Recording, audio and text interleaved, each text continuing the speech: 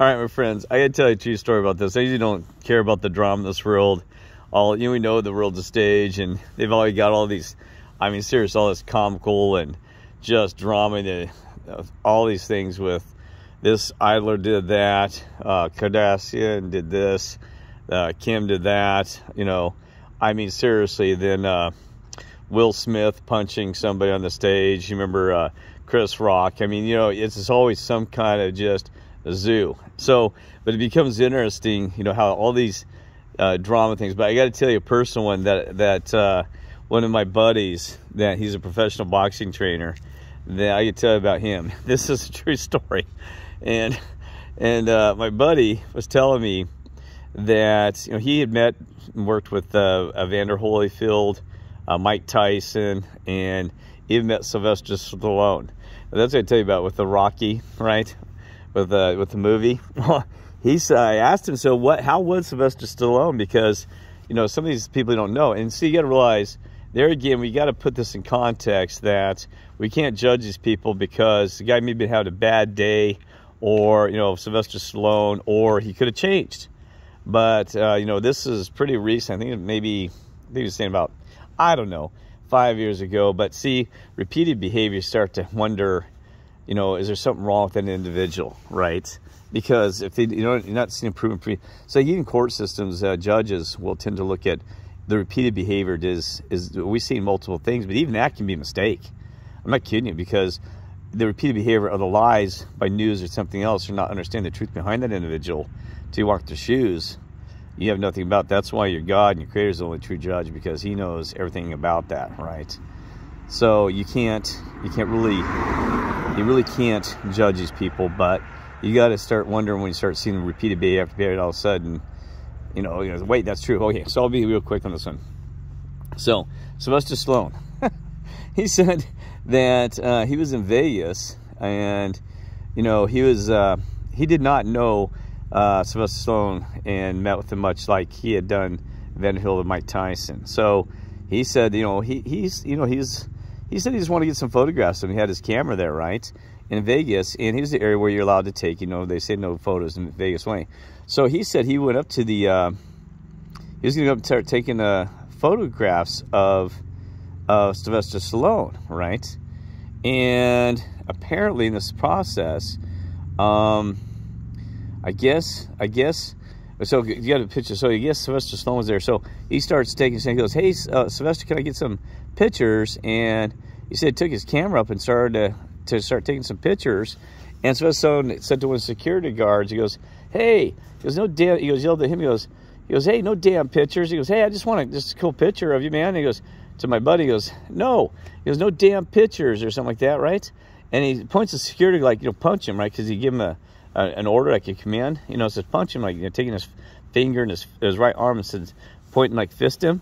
And he said that security, because my buddy, remember, professional boxing trainer, even though that Sylvester Stallone has very big trained people behind him, that that's a mistake. Because my buddy, even as a boxer, he will tear you apart, right? Because he's, so when he said that the security guard started to swing for him, he said, I punched him so hard that he said I got him dead center on the chin. Because, if you're going to take somebody out, by the way, jiu-jitsu, you hit him dead center on the chin, and boy, they're out cold. He said he hit him so hard, his security guard, the biggest one he had, he said he went out cold just backwards and just collapsed. And they had to carry him out and haul him out.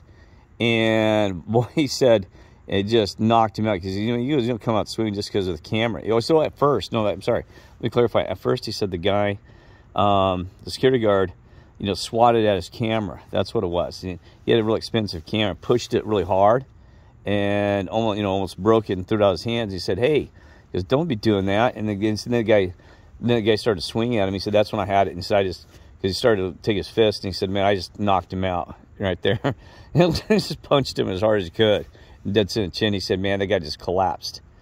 And my buddy, I mean, he's not a real big guy, but he's stout. Even today, he's older now. I think he's 68 now. I can't remember. I think he's 68. He's older, but anyway. So be careful who you're messing with all the time, because you have no idea who you're messing with. I was just talking to a lady about jiu-jitsu and all these other karate trainings earlier today, and asked her about street fighting, teach like that, because I've been training street fighting when I was younger, and she said they don't do a lot of that. But so I've been street fighting would mean like how to defend yourself against knives, bottles. Even if you swing nunchucks, I mean, I'll take those nunchucks and knock you over the head of them. Don't swing those things at me, because I'll take them out of your hands in about 10 seconds. That's why I think it's so funny in these movies. You see all them swinging nunchucks. If you have somebody who knows how to take those out of you, like me, or somebody else that's trained this, and boy, they'll take them out of you, and they'll be using them on your head in about 10 seconds. That's why it's so funny. They're not a good weapon, by the way. They are not. Even when I was training when I was younger, man, I'd hit myself in the back of the head with them. Oh my God, you might knock yourself out. So, you know, so what I'm getting at is, when you see it on TV, in movies, swing those nunchucks, they're good to I'm not trying to be violent, this and that. It's more of an art. You remember martial arts? It's more of just like a baton, and it's fun to learn how to swing those things. But I tell you what, they're not a good defense weapon. And but if somebody who knows how to use them, somebody's a black belt or has had a lot of training with nunchucks, it'd be hard for me to take them out of their hands, though, because it would. But the average Joe that's only even played with a couple of years, I'll take him out of your hands in 3 seconds. I could do it right now. And it's not even having such a power or strength or anything. It's technique. And you just know how to rip them out of somebody's hands. That's like even a knife. I can tell you immediately if somebody approaches me with a knife, I know whether I better run or defend myself by the way they hold it. And I'm going to tell you this right now. There's a secret behind that all in the movies. I mean, this was funny about it. I have never seen a knife properly held in the movies yet. I think I did once in one movie, maybe.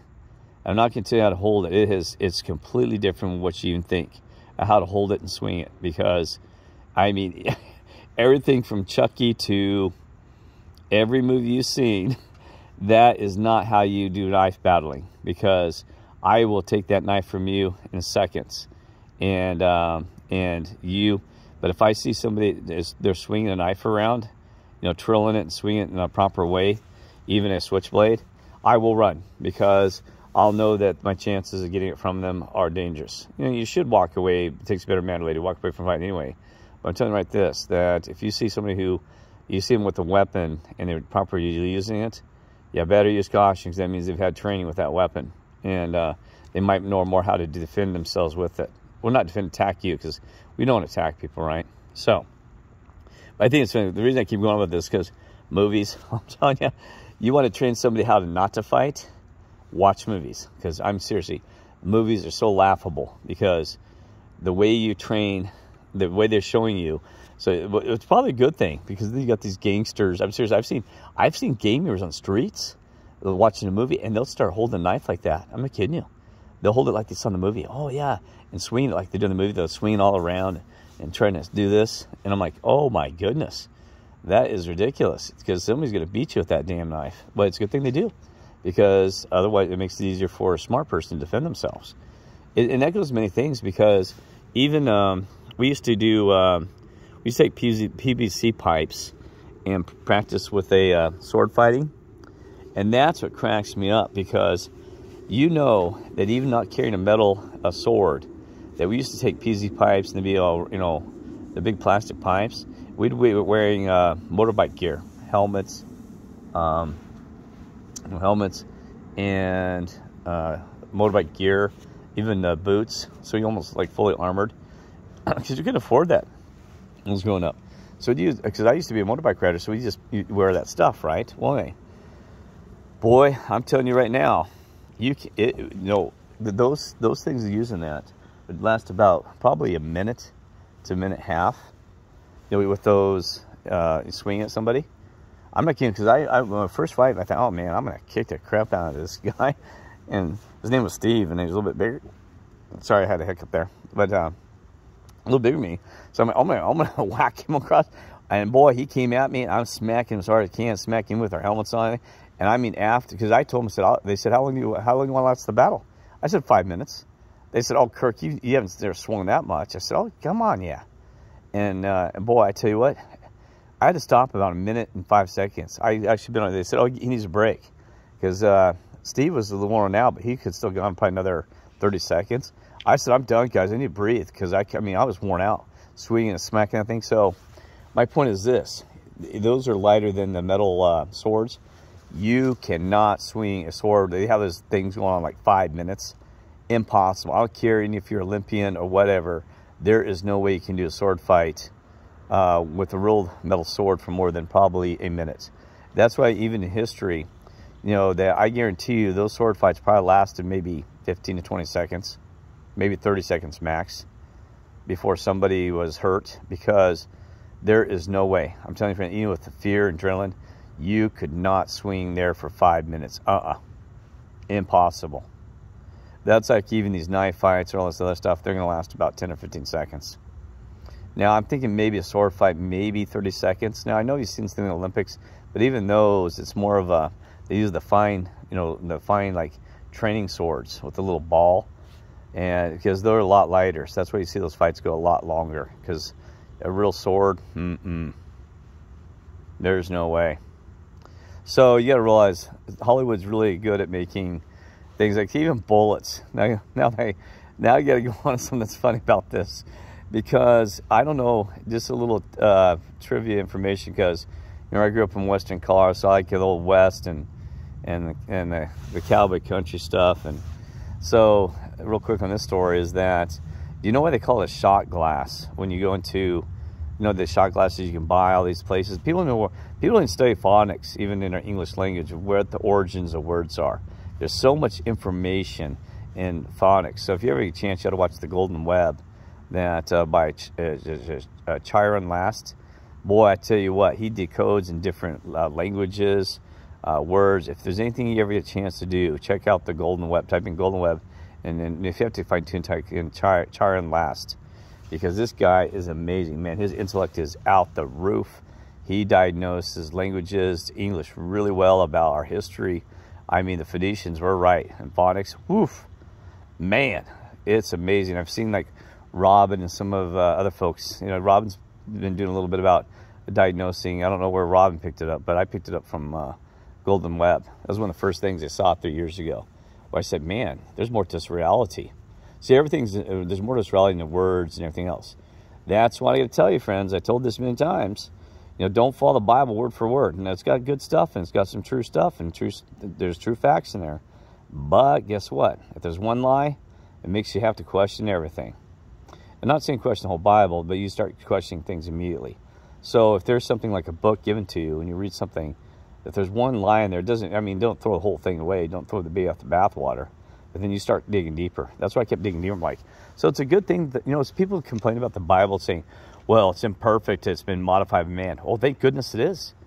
Because I wouldn't have learned so much more about reality, and my gosh, had these great spiritual experiences, and, you know, just amazing adventure with our God and Creator and everything, this whole spiritual universe. I mean, you know, it's kind of like one of those things where it's kind of it's a good thing to have something wrong. It's like, you see all these people that say, well, how can that politicians lie? You can see Gregory Marciano, who is because remember I do some day trading, stock market.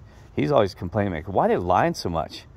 Because that makes you understand what's wrong and keep looking for truths.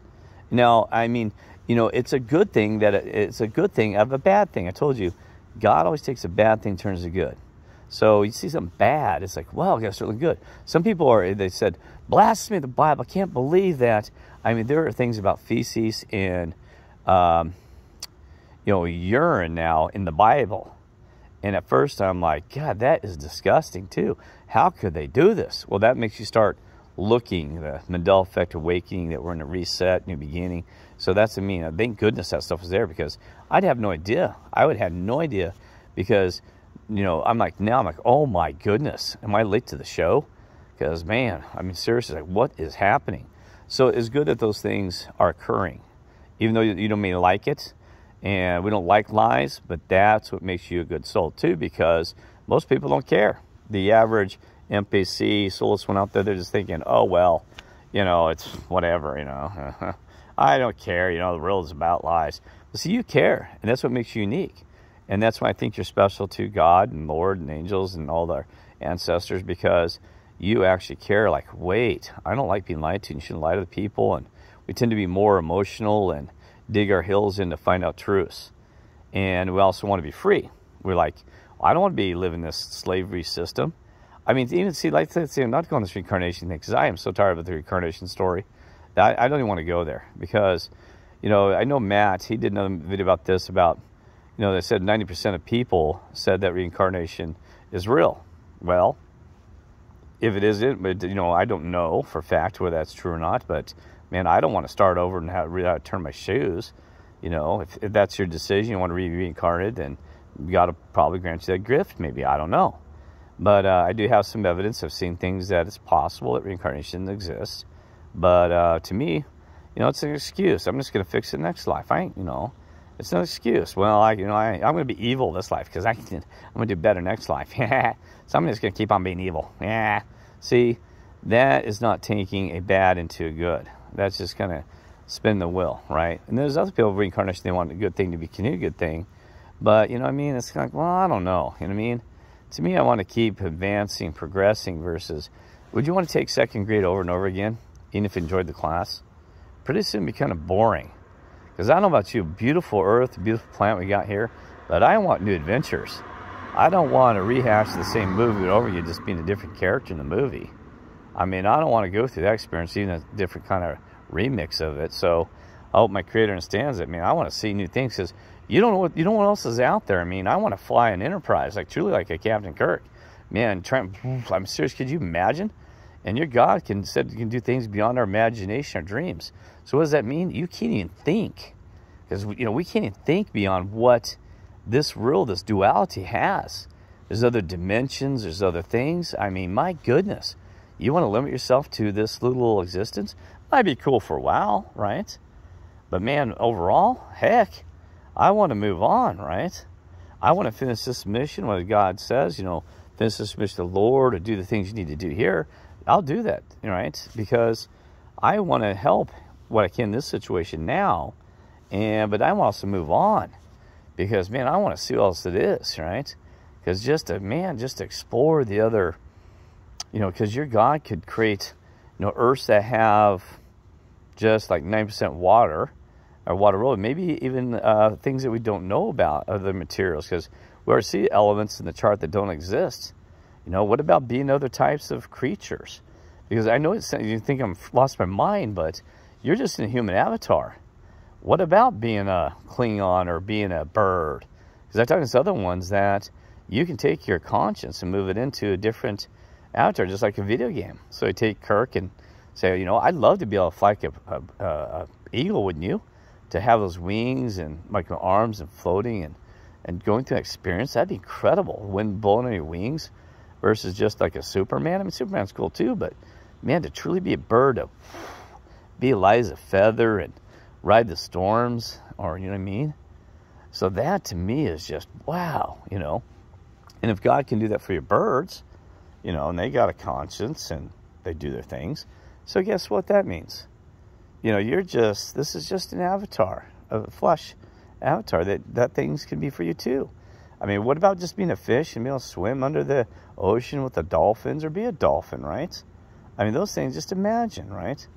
Because there's even a theory, which I don't know because God created to me, that it's possible some of these animal species that we see are from different worlds. This was kind of like a habitation of taking some different things that God created, the angel architects, and put them here on Earth. Like, well, maybe there were lions that have very high intellect in other planets or realities that God created. See, see, it's beyond our imagination. Your God said this. It says, I can do things beyond your imagination that you have no idea. So that's what you got to realize, beyond all this. So we're just like little fish in a fishbowl, which is exciting because, you know, that'd be cool. Maybe ripple through time and things like this. And, you know, we can ripple through time or whatever. But you God's one who can control this. That's part of the process while we're here, is we're learning to take orders from your God. Don't disobey these other things. See, that's why I'm going to be real quick on this. That, you know, because a guy told me this once, I think he's right. You know, I haven't valued God, of course, but it's kind of in my heart and spirit. He may be correct on this one. That he said that the reason that we have this whole Satan and beast system, fallen angels, is that he wanted to show them what would happen if he just let complete control and let them do what they want to do and not be part of the family of God and become no gods and not be, like I said, they want to, just take 1% control of the power and all these things. That he's using us even an example for them, which is interesting. Think about that. So we are being an example to them and say, look at what mankind. See, though they messed up too, right? And a lot of them followed Satan, the evil system, under unfortunately, through these lies and deceptions. And a lot of them, I guess, they actually went to God and said, wait, at some time, it may have been even before or during Adam and Eve, I guess there is some proof in this.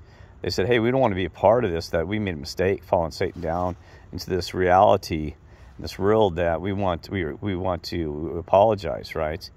But something, I don't know, see, this is where it gets kind of funky, is they said, well, only if you admit that the Lord was your Savior and this, that. I'm like, well, I don't know, because God can, no offense, Lord, God himself can save you. Lord is a way, and the best way there, but I can't go there on that one. That I find it kind of hard to say that they had to, repent to the Lord before the Father, because there is no scripture that says, hey, Lord, forgive my sin, and say, hey, Father in heaven, I've sinned, you know what I mean? But no offense to the Lord, because that gets all screwy. So I'll stay on this. So it is possible some have tried and I don't know, right? So I don't want to go there much, but there is some truth that as a big family that we are learning what's wrong when you try to be this, some of this God, I'm going to be all this powerful thing and all this other things, and also you see that with even the fallen angels and Satan stuff. That's like, what a mess, right? But I can tell you this, because I've told you over again. I know you don't believe me. I'll never forget the day I was clear in Erie, Colorado, out on the country road. I just jumped in a vehicle and had the day off, and I was sitting there. I was out the country road, and I said, the reason I was, because it's so clear to me. I was in the gravel, and I said, well, I'm going to go to the mountains, because it's about 3 o'clock in the afternoon. Nice, early, around, I believe, August, right before fall. So just had some good summer left. And, and I went driving up the mountains, and I didn't have a dang moment. Then I was driving near Jamestown, surprised Jamestown. There's a Jamestown. I'm coming down the mountain, and then your God, kind of the Holy Spirit, showed me what it's like to be God. And I'm telling you, folks, I don't know if you heard this. I even told God and Lord and everybody, I said, don't ever show me this again, because I damn near lost my mind. I damn near lost my mind. I'm not kidding you.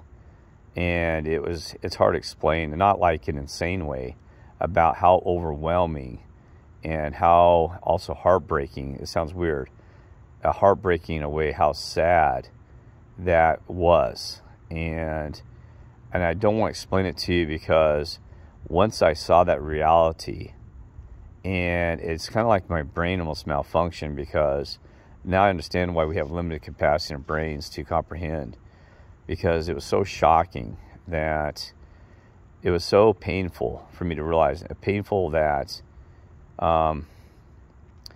it was, what your God and Creator had given up to do for us, for what He, for our existence. But number one, to be the ultimate creator of everybody's existence. It was shocking. And I almost lost my mind, because having that power and authority is beyond what you'd ever want. Because it almost takes the whole value, meaning behind, sorry about that, my nose has been running. It takes a whole value, meaning behind your entire existence. In a sense, I'm trying to put in the right words. Sorry, it got so tough. Well, I don't want to go there, because I don't want to put you down that rabbit hole, because I almost lost my mind. No, I'm kidding you. And then I had to fight it off. It's kind of weird. It's kind of like it's a thought. It's kind of like a demonic possession, but not in a different sense. It's, you have to fight off that comprehension that it's kind of like you've seen something. Like, I'm trying to give you an example. You've seen something so shocking in a positive way and a negative way. See, it's both. That's what's hard to explain. Let's say you saw, I don't know. I don't want to be negative, but it's a way to put it in perspective. Let's say you saw, you've all had an experience in life that, or like some of these things in the news, where you've had some kind of horrifying event, like being right in front of, like in Vietnam, and all this explosion going off, and seeing all these people being killed right in front of you. It'd be something you can't get out of your head. Or watching an innocent child get mangled by somebody or something. I'm just trying to be able to tell you how it is. Or being, some kind of thing like that, right? It's so hard to get that out of your head. And so every time that would come in there, it'd be worse. It's kind of like a post-traumatic God vision disorder that I'd have to concentrate. Almost, it's like this miswiring in my head, just like being electrocuted. And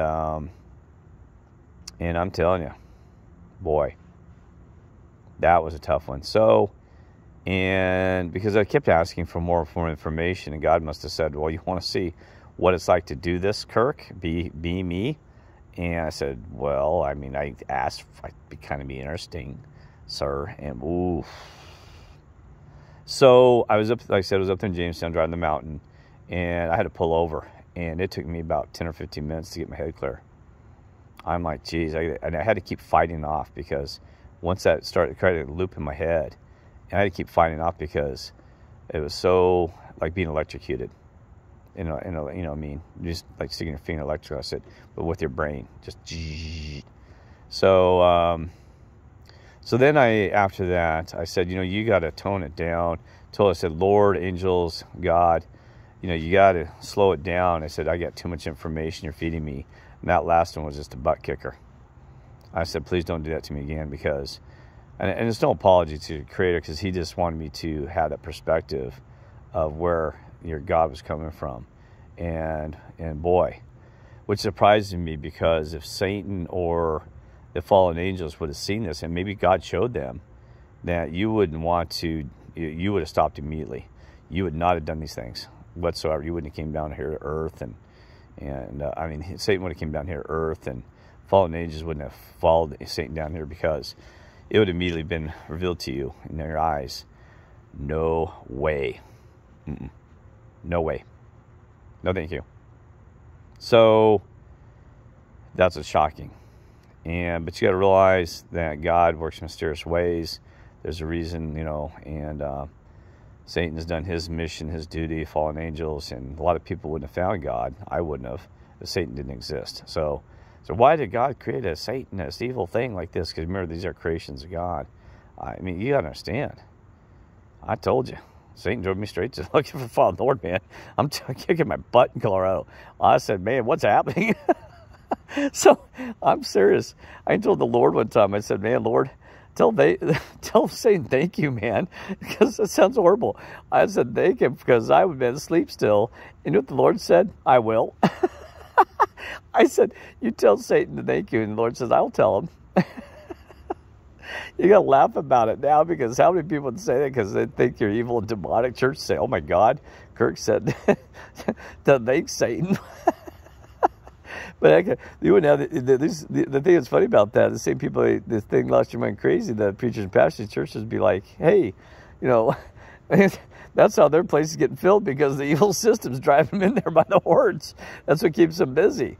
They'd have no business if there was an enemy. If it was all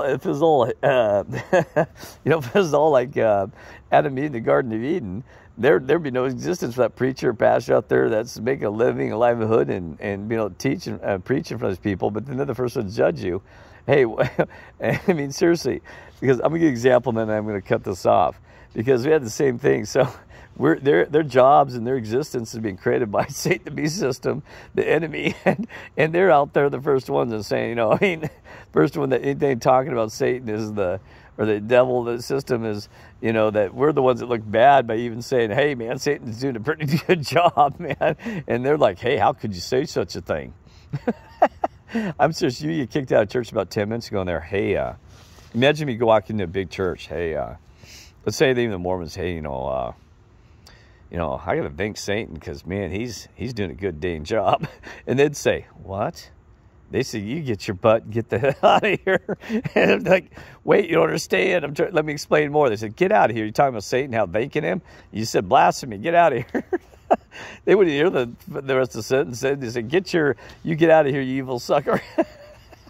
So I'm going to use an analogy when I was in software field and in the corporations that there was a time, I'll never forget, and you'll learn this over and over again, that I used to complain and bitch about the bugs and the engineers not doing the job. I was a gatekeeper.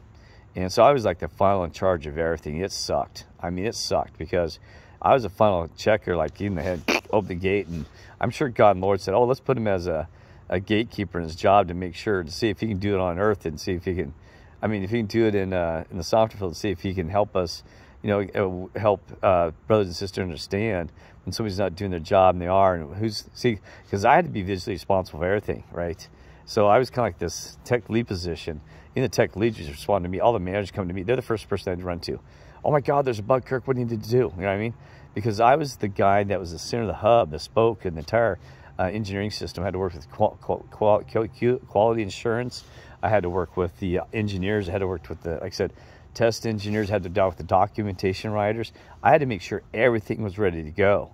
Everything, because I was the ultimate butt on fire. Sure, I was a manager, but I was the guy that had to hand it all off to management or tech leads. So, and I had to work with other teams, even what's called integrating code. So I'd have to work not with just my manager, other managers. What a hard position to be in. I'm not kidding you. Brutal. And I'm telling you what, it was not. I even got lower pay for it. So the typical person that worked as a, this build administration, they have different terms. They actually have their own terminology for it. Oh my gosh, I forgot what. Shoot. They got a really fancy name for it. And I did work with IT, every department, because, joking, even IT, because the software was down, or systems, I was the first one who had to call them and say, hey, we got to get this going for engineering, QA, whatever, right? And I had to fix the boxes myself because I had to become the IT technician because IT get backed up. So, hey, Kirk, I need to help you fix this box. There's times I had to write code when I wasn't doing when I was in the software code development position, because that's the thing. I was this young guy, and they say, "Hey, Kirk, man, we're not injured. We got to get this released out by Friday." And this is like Wednesday. I said, "Man, guys, I don't know what pieces you're doing on." So I'd be in there, and sometimes I'd pull another engineer and say, "Man, I don't know.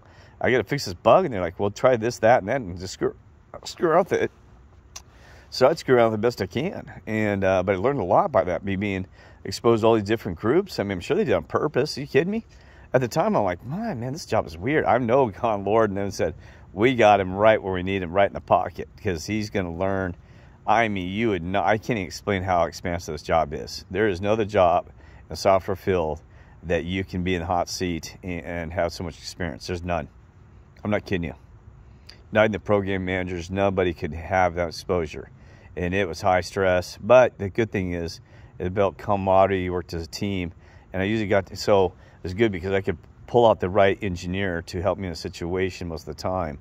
And but guess what? I was the one that's working through the Christmases, through the Thanksgivings, everything like that, to make sure the software thing. All the rest of the team would be out.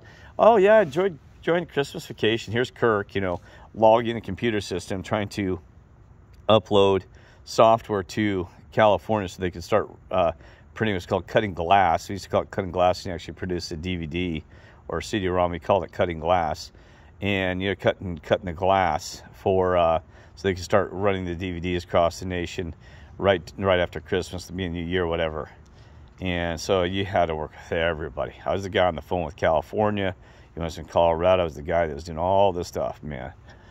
Woof, right? And it was brutal. I'm telling you, looking back at it, well, it was good pay, but these guys are making more than me just because they're high IQ. And they worked hard and they're smart. But when you really looked at the hands-onness that this job required, man, I'm telling you, underpaid and undervalued for the role it was. It's one of those that's just, you gotta be kidding me. Looking back, that should have been the highest paid position. It ain't about money though, right? I'm not talking about money. because we know money is a terrible thing to try to seek in life. We know that. But looking back, I'm thinking, wow. So, not to go about that. So, anyway. So, God, where was I heading this? I just need a little bit of software background on what it's like to be in the software development field. Oh, that's what it was. So, guess what? So, here's what it was.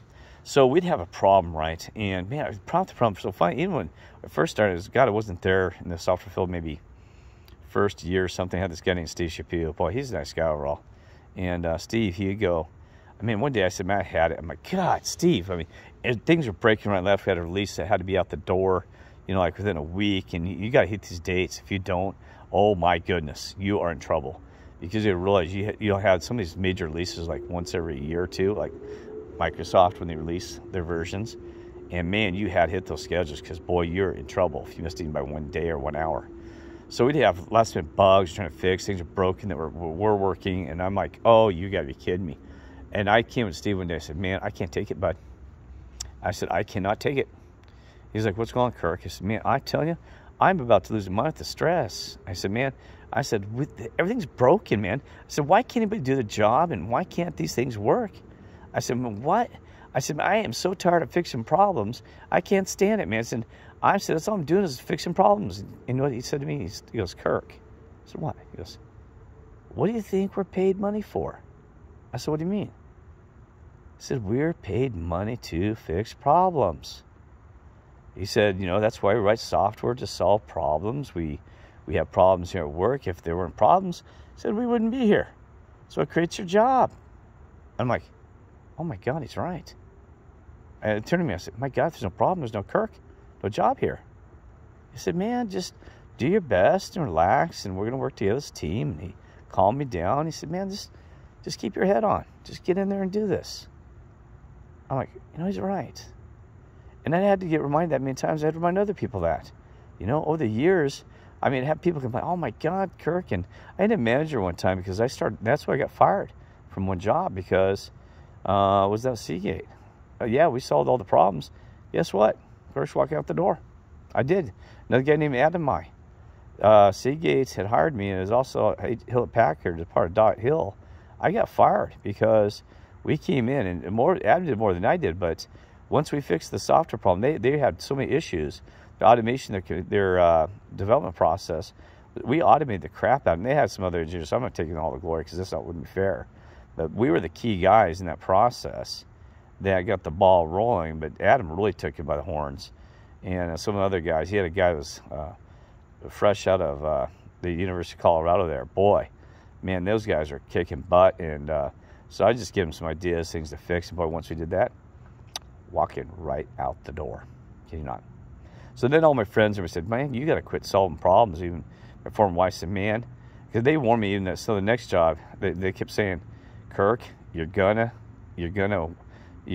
work yourself out of a job by solving problems. Sure enough, that's what happens, my friends. Because you start threatening managers, they're threatened because you're gonna take their job existence away if you solve problems. We don't need a manager because it's all automated. We fixed everything and there's no problems. The managers are supposed to be problem solvers, software field. That's all they're there for. You know, try to keep a plan on things, be coordinators. Not trying to do them down, but most of it's just problems, right? And they love problems. In a smirky way, they'd be like, oh, we got a problem. You know, you never see them, and all of a sudden they're all excited and, you know, getting all into the action. Now I'm justifying my job because I'm the manager to solve the problem, right? And what a joke. But anyway, so what I'm trying to tell you is this, that guess what? Why do you think we're here? Why do you think Kirk's here? Are you there? My friends, what do you think? It's up to you what you think is true, because I don't know what your role is to God, but I know I'm here. They said, Kirk, got a problem. But, and it's been hard in the streets, but on the positive, you know that? I wouldn't be here with all these problems that this earth has. I'll bitch, complain about, boy, politicians done that. They're doing this over there. I said, look at history. They've done that. You've got to be kidding me. What? How could they? What? What's happening? What? Trying to be a little physical. What is happening? What's going on here? What's happening? Why can't we just do it this way? Because that's what gave us. God says, we need these people to help these others. They got to come here to help this problem. Right? Because otherwise, we wouldn't have a job for God. So thank you, God, Creator Lord, and Saint, thank you for being part of this problem solving, right? So anyway, all right, that's my spiel, and God bless and love y'all.